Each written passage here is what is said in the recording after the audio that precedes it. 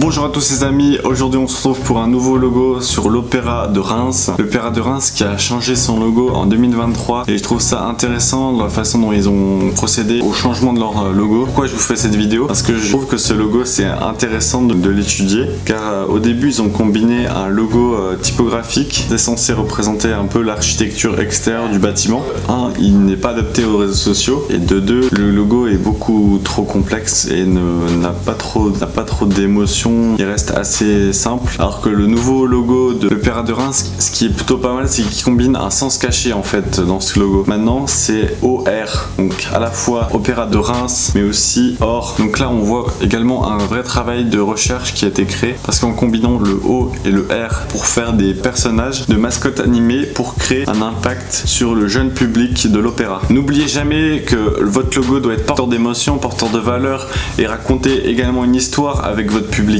Et là c'est le cas, là on retrouve une histoire avec cette dimension hors richesse vis-à-vis de la culture, et d'à côté OR, Opéra de Reims. Le seul truc où je suis un peu déçu, c'est dans la troisième affiche, je trouve que les couleurs ne ressortent pas trop, malgré qu'on utilise la couleur or justement, alors que les deux autres affiches on colle vraiment plus et sont beaucoup plus visibles. Et donc ça c'est important parce que ça permet de se démarquer et de facilement de lire les informations. Et dans la troisième affiche je trouve que c'est pas le cas. Mais après on voit aussi que c'est intéressant les différentes déclinaisons qu'ils ont créées dans les affiches, avec cet aspect tramé en fait sur l'affiche qui est assez intéressant. Pareil pour les brochures, la palette de couleurs est très étendue, offrant une multitude de possibilités accrocheurs pour les titres. Osez les amis, osez les contrastes, les couleurs flash, laissez votre créativité s'exprimer lors de la création d'affiches. Exprimez pleinement à l'intérieur du travail de ces affiches, à imaginer les différentes couleurs qui pourraient matcher entre les affiches pour rendre la ville plus belle aussi également. Parce que quand les affiches elles vont se retrouver à côté d'autres affiches, elles vont se distinguer de la concurrence parce que ça va être des affiches très flash qui vont attirer l'œil tout de suite. On retrouve un véritable travail typographique avec deux nouvelles typographies créées pour le logo. Donc ça je trouve aussi intéressant d'avoir réellement créé deux typographies.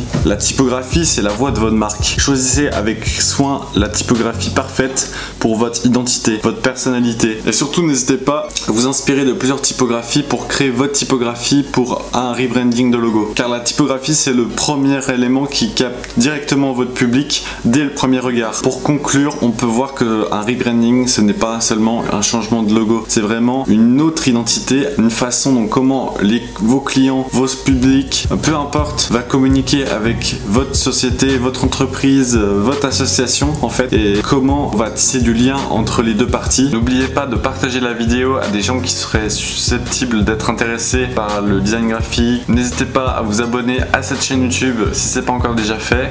Quant à moi, je vous dis à très bientôt pour une prochaine vidéo.